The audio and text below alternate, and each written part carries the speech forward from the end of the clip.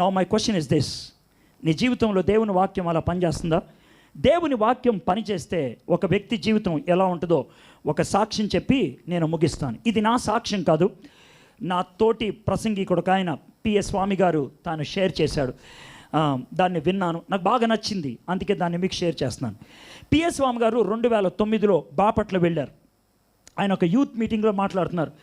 ఆ యూత్ మీటింగ్కి మధ్యాహ్నం ఆ ఊర్లో ఉన్నటువంటి ఒక బ్రాహ్మణ్ ప్రొఫెసర్, ఆయన బ్రాహ్మణుడు, ఆయన కాలేజీలో పనిచేసే ఆయన పేరు దశరథరామ్ వచ్చాడు. సార్, నా పేరు దశరథరామ్, నేను ఒక బ్రాహ్మణుడిని, నా కూతురికి బాగాలేదు సార్, ప్రార్థన చేయడానికి వస్తారా అని. స్వామి గారికి ఒక విధమైనటువంటి ఓరట, ఒక బ్రాహ్మణ్ అడుగుతున్నాడు, ఒక చదువుకున్న ఆయన అడుగుతున్నాడు వెళ్ళాలని. కానీ ఈలోగా క్యాంపు నడిపించి ఆయన వచ్చి, సార్ మీకు మధ్యాహ్నం వెళ్ళటానికి టైం లేదు సార్ అని అన్నాడు. ఈయన ఎలాగ అనుకునే లోపల ఆ కోఆర్డినేటర్ సార్తో అన్నాడు, ఆ ప్రొఫెసర్ గారితో, ఏమనంటే, సార్ సాయంత్రం అమ్మాయిని ఇక్కడ తెచ్చాను సార్, ఓ ప్రసంగం కూడా వింటుంది, పాస్టర్ గారు ప్రార్థన చేస్తారంటే సరే అన్నాడు. సాయంకాలం పిఎస్ స్వామి గారు వాక్యం చెప్తా ఉంటే వ్యాన్ ఒకటి వచ్చింది. ఆ వ్యాన్లోంచి ఒక మంచాన్ని దింపుతున్నారు. ఏంట్రా బాబు మంచాన్ని దింపుతున్నారంటే పక్కన దశరథరామ్ గారు నుంచున్నారు. అర్థమైపోయింది, అంటే దశరథరామ్ గారు కూతురు బెడ్ రిడన్ అనమాట. ఆ తర్వాత ఆ అమ్మాయిని ఆ మంచం మీద పడుకోబెట్టారు. 21 సంవత్సరాల అందగత్తి పడుకోనుంది. స్వామి గారు ప్రసంగం అయిపోయిన తర్వాత వచ్చి, సార్ నమస్కారం అండి, అమ్మాయికి ఏంటండి అని అన్నారు. అంటే 10 లక్షల మందిలో ఒక్కళ్ళకు వచ్చే జబ్బు ఈ అమ్మాయికి వచ్చిందండి అని అన్నారు. ఏంటండి జబ్బు అని అంటే, ఇక్కడి నుంచి కింద దాకా ఏమీ పని చేయదని. అప్పుడు అమ్మాయి ఇంకా చూస్తూ ఉంటే బుగ్గ మీద ఒక దోమ కొడుతుంది. దోమ కుడితే మనం ఇలా కొట్టుకుంటాం, ఆమెకి చెయ్యి పని చేయదు కదా, ఇలా ఇలా అనుకుంటుంది, పెదాలు ముఖాన్ని అనుకుంటుంది, కానీ దోమ వెళ్ళట్లేదు. చాలా బాధతో చూసి అమ్మాయి పేరేంటో అని అన్నాడు. అనగానే, అన్న నా పేరు శ్రీదేవి అనగానే, ఓ ఈ అమ్మాయి మాట్లాడుతుంది అనమాట అని అర్థమైంది. అమ్మ శ్రీదేవి, ఏం ప్రార్థన చేయమంటావమ్మా అని అడిగాడు. అన్న 3 వారాల క్రితం నేను కరుణామేడి సినిమా చూశానన్నా. కరుణామేడి సినిమా చూసిన తర్వాత యేసు ప్రభుని సొంత రక్షకుడిగా అంగీకరించాను. ఆ తర్వాత నాన్నగారిని బ్రతిమిలాడి అప్పుడప్పుడు బైబిల్ చదివించుకుంటాను. అయితే నాన్నగారికి కానీ నాకు కానీ బైబిల్ చదువుతుంటే కొన్ని విషయాలు అర్థం కావు. మీరేమనుకోనంటే అప్పుడప్పుడు మేము ఉత్తరం రాస్తాం, జవాబిస్తారంటే తప్పకుండా అమ్మ, ఇంకేమన్నా ఉందా అని అంటే, అన్న నాన్నగారు బైబిల్ చదువుతున్నారు కానీ ఇంకా మారు మనసు పొందలేదు, నాన్నగారు మారు మనసు పొందడానికి ప్రార్థన చేయరా? ఓకే అమ్మ, ఇంకేమన్నా ఉందా? అప్పుడప్పుడు అమ్మ తమ్ముడు కూడా వాక్యం వింటారు కానీ వాళ్ళు ఇంకా మారు మనసు పొందలేదు, వాళ్ళ గురించి ప్రార్థన చేయరా? స్వామి గారికి అర్థం కానిది ఒకటే, నా జబ్బు గురించి, నా నొప్పి గురించి, నా కష్టం గురించి అడగదే ఇతరులందరి గురించి అడుగుతుంది అని అనుకున్నాడు. ఇది 2009. అప్పటి నుంచి వారానికి 2-3 ఉత్తరాలు రావడం మొదలుపెట్టాయి. 8 నెలల పాటు ఉత్తరాలు వచ్చాయి. సడన్గా ఆగిపోయినాయి ఉత్తరాలు. ఎందుకు ఆగిపోయినాయో తెలీదు. దశరథరామ్ గారు నాస్తికుడైపోయారా, శ్రీదేవి చచ్చిపోయిందా తెలీదు. 2011లో 2 ఏళ్ల తర్వాత మళ్ళీ బాపట్ల వచ్చాడు. ఈసారి కబురు శ్రీదేవి దగ్గర నుంచి వచ్చింది. శ్రీదేవి మిమ్మల్ని రమ్మంటుందనంటే స్వామి గారికి ఒక ఓరట వచ్చింది. ఆహా, శ్రీదేవి ఇంకా బతికుందనమాట, వెళ్ళి కలవాలి అని అనుకునే లోపల కోఆర్డినేటర్ అన్నాడు, నేను కూడా వస్తానన్నా అని. ఇద్దరు వెళ్ళారు. బాపట్ల రోటరీ క్లబ్ పక్కన 3 అంతస్తుల బిల్డింగ్, పెద్ద బిల్డింగ్. ఆ బిల్డింగ్ దగ్గరికి వెళ్తున్నప్పుడు స్వామి గారు అడిగారు, ఈ బిల్డింగ్ ఎవరిదని? సార్ దశరథరామ్ గారిదే. అవునా, చాలా గొప్పడు అనమాట అని లోనికి వెళ్ళారు. బిల్డింగ్ బయట వసారాకి ఒక షెడ్ ఉన్నది. ఆ షెడ్డులో కింద మంచం ఉంది. ఆ మంచం మీద కుదించుకుపోయినటువంటి ష్రింక్ అయినటువంటి ఒక అమ్మాయి ఉంది. ఎవరా అని చూస్తే శ్రీదేవి. అమ్మ శ్రీదేవి అని అంటే కళ్ళు తెరిచి, ప్రైజ్ ది లార్డ్ అన్నా, వచ్చారా, దేవుడు చాలా మంచోడన్నా, కూర్చోండి అని అంటే, ఈవెంట్ ఇలా మొదలు పెడుతుంది అని అనుకున్నారు. అన్న ఉత్తరాలు ఆగిపోయినాయి ఏంటా అనే ప్రశ్న మీకు. అన్న దేవుడు చాలా మంచోడన్నా, అందుకే ఆగిపోయినాయి ఉత్తరాలు. ఏమైందమ్మా అంటే, అన్న మీరు ప్రార్థన చేశారు కదా, నాన్నగారు మారు మనసు పొందారు, నాన్నగారు బైబిల్ని అవగాహన చేసుకోవడం మొదలుపెట్టారు. ఆ తర్వాత ఏమైందో తెలుసా, మారు మనసు పొందిన 3 వారాలకే నాన్నగారికి పక్షవాతం వచ్చింది. పక్షవాతం వచ్చిన తర్వాత నాన్నగారికి పక్కన మంచం వేసి ఆ మంచం మీద పడుకోపెట్టారు. ఇది పరిస్థితి. అయితే అలాగ నాన్నగారు పక్కన మంచం మీద పడుకున్నప్పుడు నేను ఎప్పుడైనా మంచినీళ్ళు కావాలి, నాకు దురద పెడుతుంది, వచ్చేవారు నా సహాయం చేస్తారా అని అరిస్తే ఎవరు రాకపోతే మా నాన్నగారు ఏడుస్తూ ఉండేవాళ్ళు. ఆయన కళ్ళమ్మట నీళ్లు చూసి నేను తట్టుకోలేను.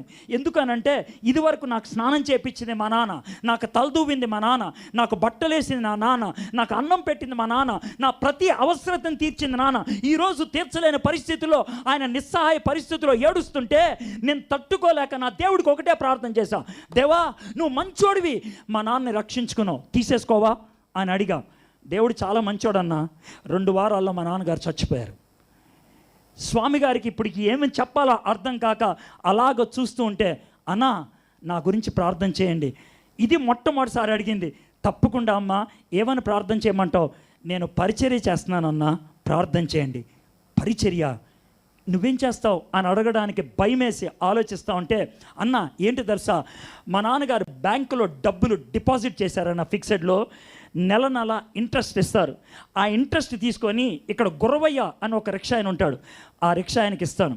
బాపట్ల చీరాల ప్రాంతంలో బల్ల రిక్షా అని ఉంటుంది, ఆ రిక్షా వేసుకొని వస్తాడు గురవయ్య. నన్ను దుప్పటి మీద పడుకోబెట్టి ఆ బల్ల రిక్షా మీద తీసుకొని ఒకరోజు కాలేజీకి, ఒకరోజు పోస్ట్ ఆఫీస్కి, ఒకరోజు హాస్పిటల్కి తీసుకెళ్తాడు. బయట ఆ దుప్పటి పరిచేసి నన్ను ఆ దుప్పటి మీద పడుకోబెడతాడు. దుప్పటి మీద పడుకొని అరుస్తూ ఉంటాను, ఏసయ్య నిజమైన దేవుడని. నేను అడుక్కునే దాన్ని అనుకొని డబ్బులు వేస్తారు. అప్పుడు చెప్తాను, నాకు డబ్బులు వద్దు, నేను దశరథరమ్మ గారి అమ్మాయిని, నేను బ్రాహ్మణ అమ్మాయిని, యేసు ప్రభుని సొంత రక్షకుడిగా అంగీకరించాను అని చెప్తే కొంతమంది కూర్చొని నన్ను ప్రశ్నలు అడుగుతారు, కొంతమంది రేకెత్తిచ్చి ప్రశ్నలు అడుగుతారు. నేను ఓపికగా జవాబులు చెప్తూ ఉంటాను. దేవుడు నాకు సహాయం చేస్తున్నాడు. ఇప్పటికి 3 బాప్తిసం పొందారన్న. ఈ పరిచర్య ఇంకా చప్పట్లు అప్పుడే కొట్టద్దు, చివరికి ఏం కొట్టుకోవాలో అర్థం కాదు, ఇది ఆరంభం మాత్రమే. ఓకే, 3 మారు మనసు పొందారన్న అని అన్నారు. ఇది 2011. స్వామి గారు వెళ్ళిపోయారు. 2016లో మళ్ళీ వచ్చారు. ఇప్పుడు ఒక కాన్ఫరెన్స్, ఆ కాన్ఫరెన్స్లో ఆయన కూర్చున్నాడు. పక్కన శ్రీనివాస్ అనేటువంటి ఒక ఆయన కూర్చున్నాడు. శ్రీనివాస్ గారు స్వామి గారికి ముందు సాక్ష్యం చెప్పాలి అన్నాడు. అన్నా, మీరు వాక్యం చెప్పకముందు నేను సాక్ష్యం చెప్తానమ్మా.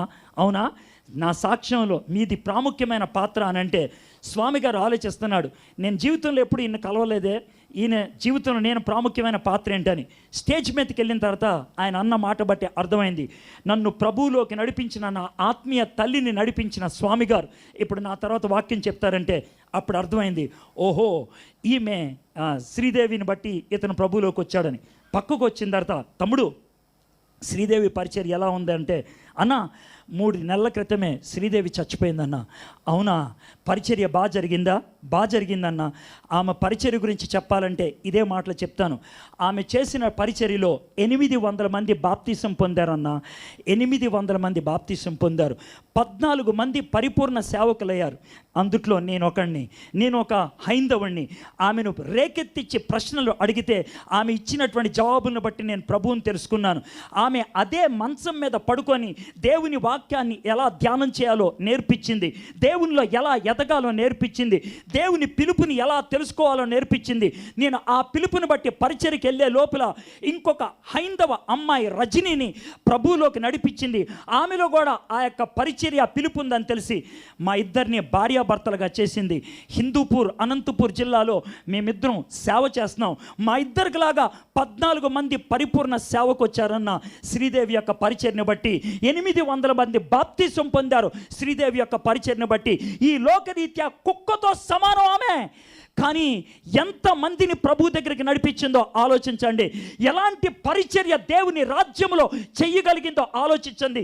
నీకు చేతులు ఉన్నాయి, కాళ్ళు ఉన్నది, బుర్ర ఉన్నది, అందం ఉన్నది, శక్తి ఉన్నది, సామర్థ్యం ఉన్నది, నీకు కావలసినటువంటి పరికరాలు ఉన్నాయి, అన్నీ ఉన్నాయి. కానీ లేదొకటే, సిగ్గు లేదు నీకు, పరువు లేదు నీకు, పౌరుషం లేదు నీకు.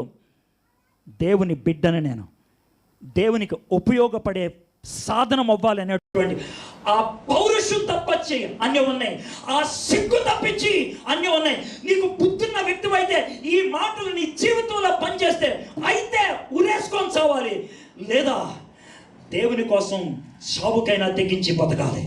ఈ రెండిట్లో ఏదో ఒకటి చేయాలి. ఈ 2 జరగకపోతే నిన్ను దున్నపోతనాలి, నిన్ను పంది కుక్కు అనాలా, నువ్వు ఎందుకు సిగ్గులేదనాలా.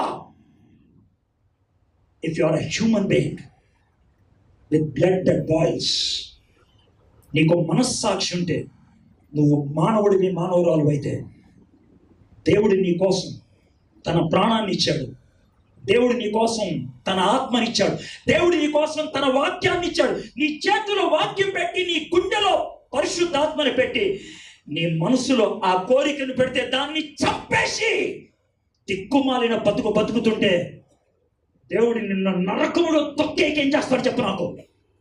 ఏం చేస్తాడు? నీకు సిగ్గుంటే, బరువు ఉంటే పౌరుషం ఉంటే దేవుని దగ్గరకు వచ్చి, ప్రభువా నన్ను క్షమించు, నిరుపయోగమైన జీవితాన్ని జీవిస్తున్నాను, దానికి కారణం ఒకటే, నీ వాక్యాన్ని బట్టి నేనెవరినో తెలుసుకోలేకపోయాను, నీ వాక్యాన్ని ధ్యానించడం మానేశాను, నీ వాక్యాన్ని అన్వయించుకోవటం మర్చిపోయాను. Forgive me lord. అడగగలుగుతామా? తలంచండి, కళ్ళు మూసుకోండి, ప్రార్థన చేసుకున్నాం.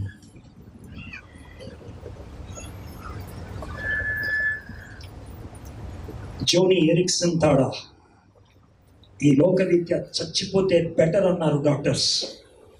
4 లక్షల మందికి ఆశీర్వాదమైంది. 4 లక్షల మందికి. శ్రీదేవి ఈ లోకరీత్యా కుక్కతో సమానం, కానీ 800 మందిని దేవుని రాజ్యంలోకి నడిపించడానికి సాధనమైంది. నీకున్న ఆస్తి, నీకున్న డిగ్రీలు, నీకున్న తెలివితేటలు, నీకున్న ఆడంబరాలు, నీకున్న సౌకర్యాలు, వీటినన్నిటిని ఉపయోగించి దేవుని రాజ్యములో ఏం చేసావు నువ్వు? ఒకవేళ ఈరోజు చచ్చిపోతే, ఏసీ ముందు నిలబడితే, ఏసీ నీకు చేసినవన్నీ చెప్పి ఒకే ఒక ప్రశ్న అడుగుతాడు, ఇన్ని చేశాను నీకోసం, నా కోసం ఏం చేశావు నువ్వు? నా కోసం ఏం చేశావు? నీకోసం నేను చచ్చిపోయాను, నీకోసం నేను చచ్చిపోయాను, నా కోసం ఏం చేశావు? What will be your answer? నీ జవాబు ఏంటి? నిరుపయోగమైనటువంటి జీవితమా? మోసగించబడినటువంటి జీవితమా? That's your life. ఈ రాత్రి ప్రభు దగ్గరకు వచ్చి, ప్రభువా ఫర్గివ్ మీ లార్డ్, నన్ను క్షమించు, నిరుపయోగమైన జీవితం జీవిస్తున్నాను. ఈ రాత్రి నిర్ణయించుకున్నాను, ప్రభువా నీ వాక్యాన్ని ధ్యానిస్తాను, నీ రాజ్య స్థాపనలో చురుకైన సాధనంగా ఉంటాను ప్రభువా. ఈ రాత్రి అలాంటి మాట మీలో చెప్పడానికి ఇష్టపడితే, నీ వాక్యాన్ని ధ్యానిస్తాను, నీ రాజ్య స్థాపనలో చురుకైన సాధనంగా ఉంటాను. మనస్ఫూర్తిగా ఈ మాట చెప్పడానికి మీలో ఎవరైనా ఇష్టపడితే ఉన్న చోటన లేచి నిలబడండి. చిన్న ప్రార్థన చేసుకొని ముగించుకుందాం. నేను 30 సెకండ్స్ ఇచ్చి ముగిస్తాను. దేవుడు మీతో మాట్లాడితే ఆ మాటకి మీరు స్పందించడానికి ఇష్టపడితే, ఆ స్పందనకు నిదర్శనముగా లేచి నిలబడండి. ఎవరైతే యేసయ్యా నీ వాక్యాన్ని ధ్యానిస్తాను, నీ రాజ్య స్థాపనలో ఉపయోగపడే సాధనంగా ఉంటాను. మా దేవా, మా ప్రభువా, ఈ రాత్రి మీరు మాతో మాట్లాడినందుకే మీకు వందనాలు చెల్లిస్తున్నాను. నువ్వు మాట్లాడటానికి ఇష్టపడే దేవుడు ప్రభువా. నువ్వు మాట్లాడకపోతే మేము బ్రతకలేము, అందుకే నువ్వు మాట్లాడతావు ప్రభా. ఈ రాత్రి నువ్వు మాట్లాడావు, ఆత్మీయంగా చచ్చిపోయిన మమ్మల్ని బ్రతికించటానికి.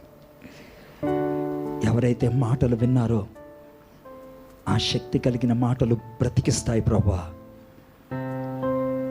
ఆ జీవం అనేక మందికి సజీవ సాక్ష్యం అవుతుంది ప్రభా. సమరయ స్త్రీ ఒక్కతి ఊరంతటినీ మోసుకొచ్చింది. జోనీ ఎరిక్సన్ తాడా ఒక్కతి 4 లక్షల మందికి ఆశీర్వాదం అయింది. శ్రీదేవి ఒక్కతి 800 మందిని నీ దగ్గరికి నడిపించింది. ప్రభువా, మా జీవితం గురించి మాట్లాడితే ఏం చెప్తాం ప్రభువా? ఏం చెప్తాం? మా జీవితాన్ని పరిశీలన చేసుకోవడానికి కృప చూపించండి ప్రభువా. మా జీవితాన్ని మార్చండి యేసయ్యా. నీ రాజ్యములో పనికొచ్చే పాత్రలుగా మమ్మల్ని చేయండి. యేసే నామములో ప్రార్థన చేయించున్నాం తండ్రి, ఆమేన్.